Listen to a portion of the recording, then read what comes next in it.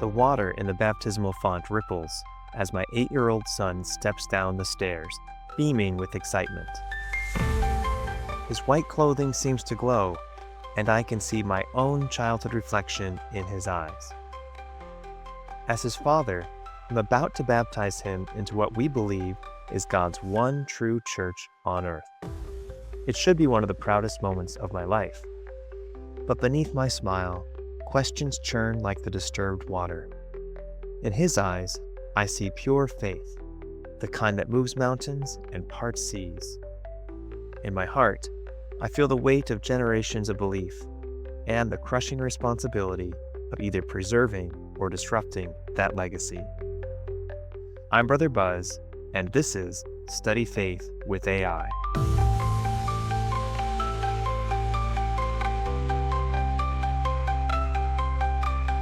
This is my beloved son. Hear him. The words hung in the air of the small living room as I sat forward on the edge of a worn sofa. As I finished Joseph Smith's account of the first vision, a middle-aged man with deep creases around his eyes took one more long drag from his cigarette, the smoke curling upward in the dim light of his apartment. My companion nodded approvingly as I continued the familiar story. Through that experience, Joseph Smith was called to be a prophet. He was told that none of the churches were true. They lacked the fullness of the gospel. It was my 347th time telling this story, or maybe the 348th. I lost count somewhere in the blur of doorsteps, living rooms, and street conversations that made up my mission. 6 months into my mission, I became a walking, talking testimony machine. While other missionaries played basketball on P-days or bent mission rules to play Madden football, I memorized scripture references and practiced the missionary discussions word for word. I wasn't there to make friends. I was there to save souls. After all, these were the last days. Jesus Christ was coming soon. We need to baptize as many people as possible before the end times. The gathering of Israel wasn't just a metaphor. It was an urgent countdown, and I was on the front lines. The evidence of all this being true is the Book of Mormon, I would explain with practiced conviction. It stands as another testament of Jesus Christ and physical proof that Joseph Smith was a prophet of God. I could recite its origin story perfectly. Ancient prophets in America, gold plates hidden in the hill, Joseph Smith translating by the gift and power of God, Christ himself visiting the Americas after his resurrection. But something strange happened as I repeated these words day after day.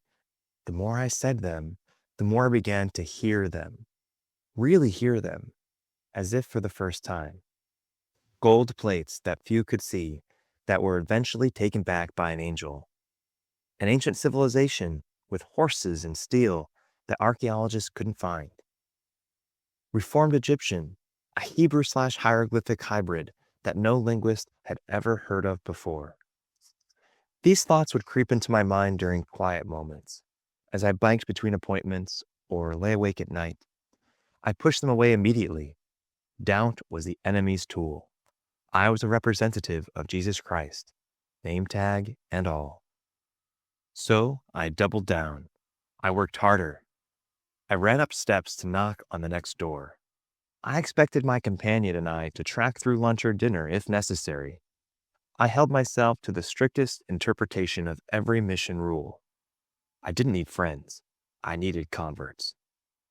God speaks to prophets today just as he did in ancient times, I would testify, and you can know for yourself by reading the Book of Mormon and praying with real intent. But something was missing.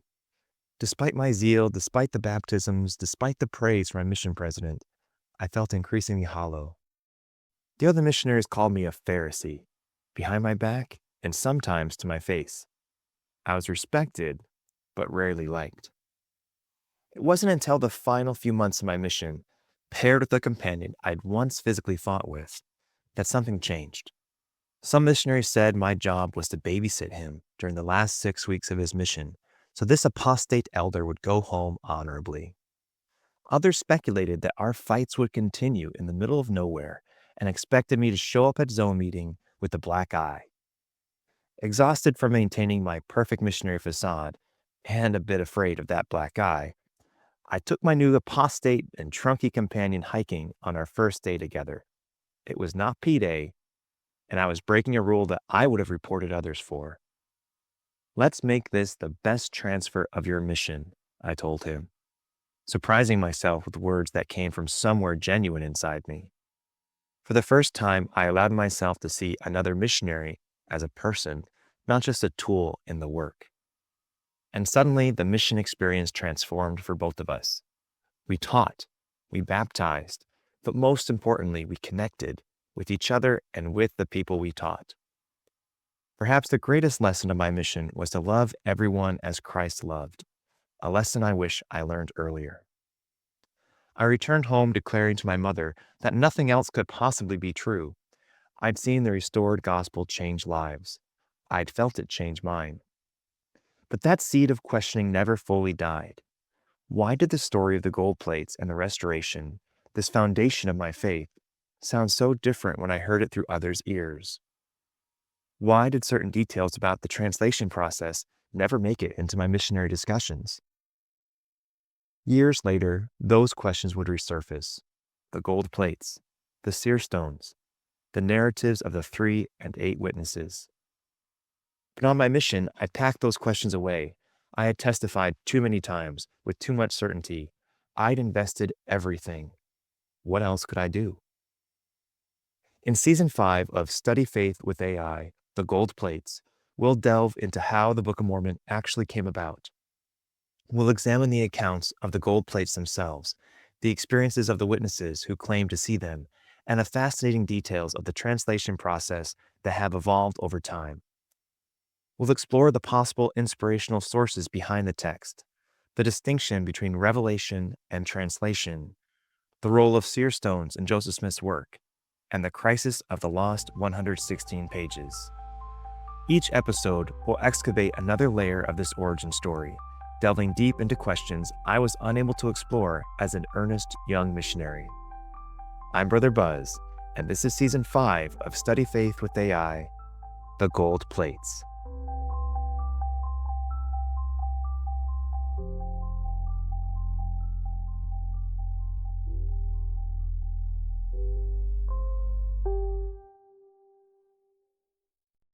If you find value in this exploration, please like, share, follow, and consider becoming a subscriber. Your contributions help keep these conversations going and allows us to maintain the highest quality production. You can find all the details at StudyFaithWithAI.com. Thank you for being part of this journey.